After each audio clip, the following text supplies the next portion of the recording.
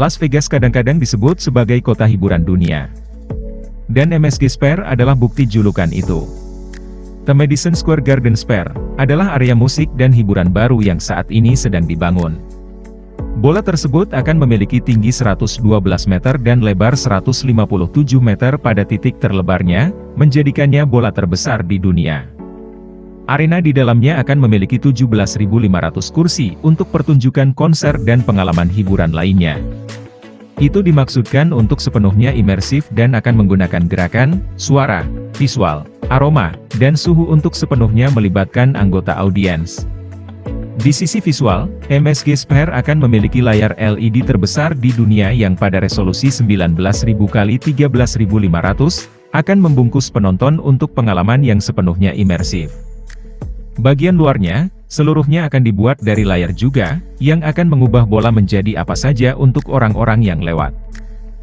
MSG Sphere dibangun untuk menjadi pengalaman hiburan paling imersif terbesar di Las Vegas. Pembuatan pondasi pada September 2018 dan konstruksi di ruang bawah tanah dimulai pada Juli 2019. Eksterior bola selesai pada Juni 2021 dan pekerjaan interior dimulai pada Agustus 2021. Pejabat memproyeksikan bahwa MSG Sphere akan dibuka pada 2023 untuk penonton yang menginginkan pemandangan yang menakjubkan. Secara total, MSG Sphere kemungkinan besar akan menelan biaya 1,8 miliar dolar AS pada saat dibuka.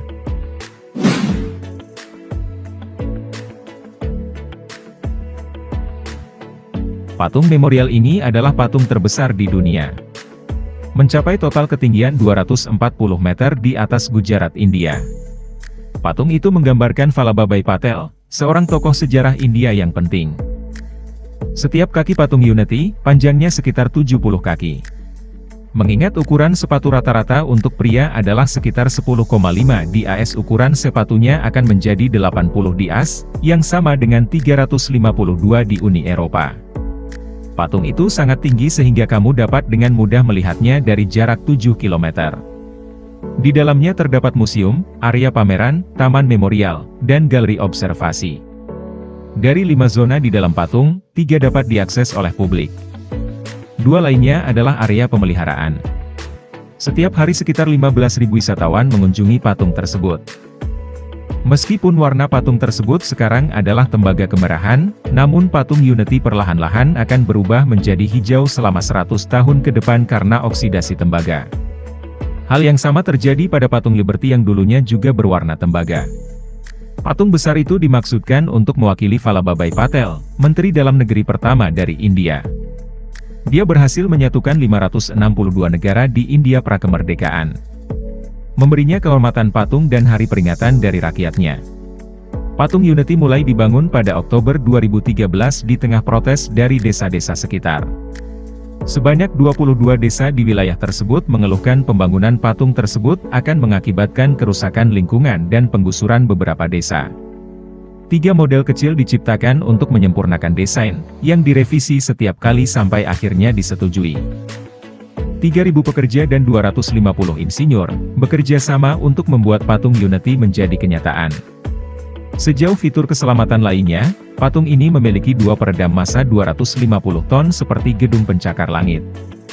Peredam ini membantu meningkatkan keamanan struktural dan tindakan keselamatan lainnya. Patung dapat menahan angin 180 km per jam dan gempa bumi hingga kategori 6,5. Pembangunan lengkap patung itu, termasuk semua tindakan pengamanannya, menelan biaya 27 miliar rupiah atau 422 juta dolar AS dibuka pada 31 Oktober 2018, ulang tahun ke-143 Patel.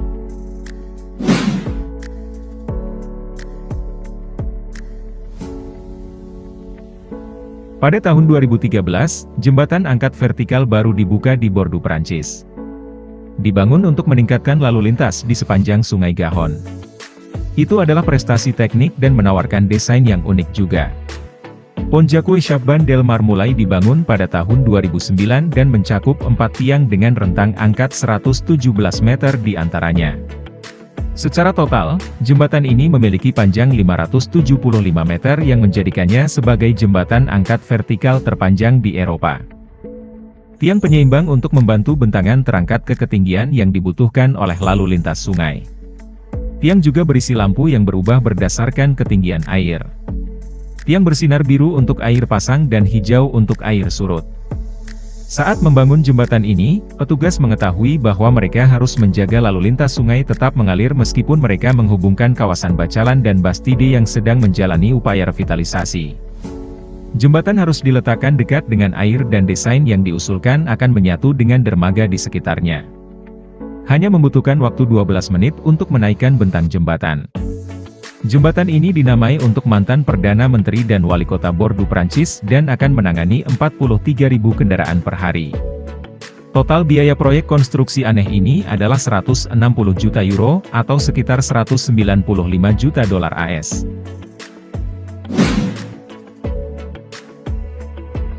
Bingkai foto terbesar di dunia, berdiri 150 meter di atas Taman Zabil di Dubai. Struktur aluminium dan baja kaca ini, berdiri sebagai pintu gerbang antara masa lalu dan masa depan dan berdiri untuk menekankan di mana Dubai sebelumnya dan kemana arah selanjutnya. Itu dibangun untuk menekankan kemewahan Dubai.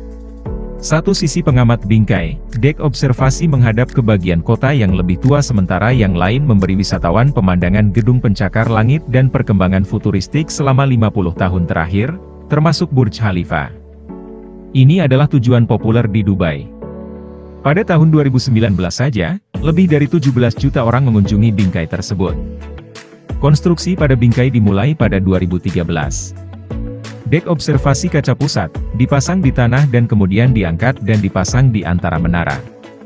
Di bagian luar, panel kaca laminasi menciptakan desain cincin emas yang meniru logo World Expo 2022. Iklan yang disengaja karena Dubai menjadi tuan rumah acara ini. Museum di dalam bingkai melihat kembali sejarah Uni Emirat Arab.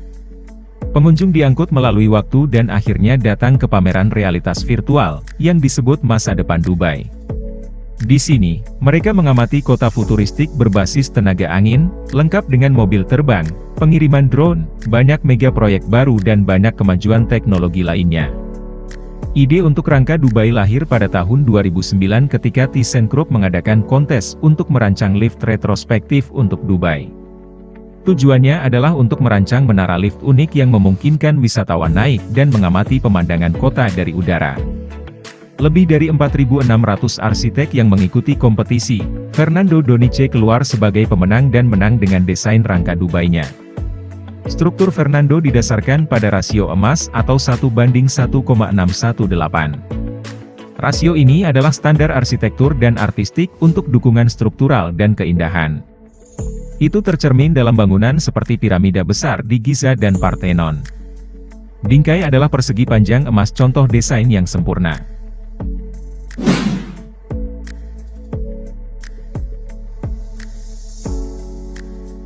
Kota Lusail adalah kota terencana di Qatar.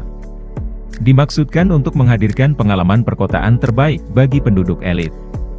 Ketika selesai, kota Lusail akan mencakup distrik hiburan, perbelanjaan, marina, resor, dan area perumahan. Kota ini akan menampung 250.000 penduduk pada awalnya meningkat hingga 450.000 penduduk dengan perkembangan di masa depan. Pada tahun 2021, layar lepas sebagian besar akan selesai tetapi bagian-bagiannya masih dalam pengerjaan.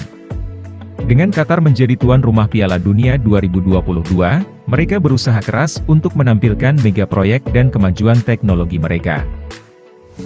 Salah satu mega proyek yang saat ini sedang dibangun adalah Stadion Ikonik Lusail yang seharusnya selesai pada akhir tahun 2021. Stadion ikonik ini hanya akan menjadi tuan rumah 10 pertandingan sepak bola sebelum dikonfigurasi ulang menjadi stadion yang jauh lebih kecil. Tapi salah satu proyek paling aneh di Lusail adalah Menara Katara. Menara ini akan menampilkan hotel, apartemen mewah dan banyak lagi. Desain menara ini membuat mereka aneh tapi ada tujuannya. Pertama-tama, struktur melengkung Menara Katara mengingatkan pada bulan sabit, simbol keramahan di Qatar. Bentuknya juga merupakan representasi ikonografi dari pedang ganda pada simbol nasional Qatar. Menara ini akan menjadi mercusuar keramahan dan kebanggaan nasional setelah selesai. Proyek ini pertama kali diusulkan pada tahun 2014 dan harus selesai pada awal Piala Dunia pada tahun 2022. Total biaya pembangunan menara unik ini adalah sekitar 2,2 miliar QR atau 604 juta dolar AS.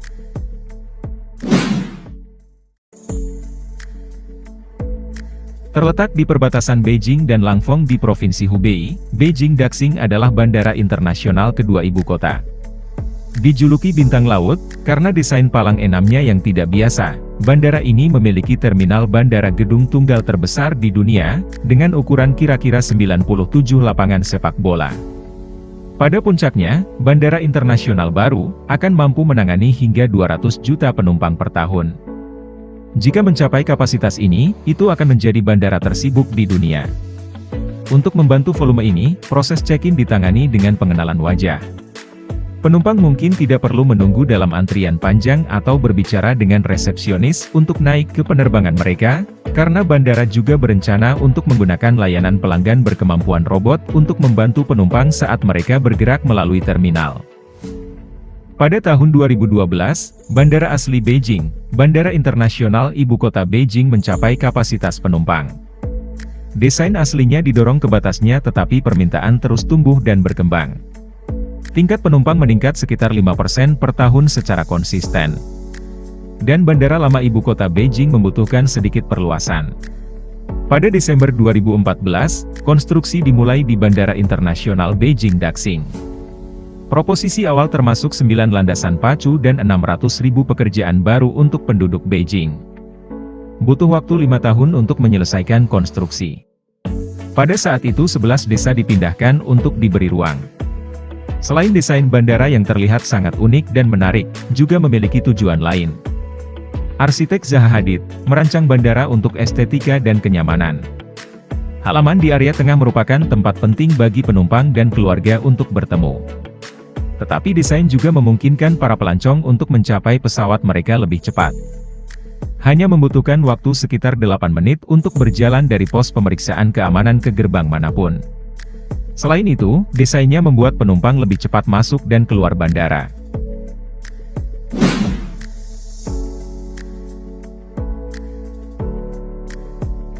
Imitasi biasanya merupakan bentuk sanjungan yang paling tulus, tetapi ini mungkin tidak berlaku untuk beberapa proyek konstruksi Cina yang kurang original.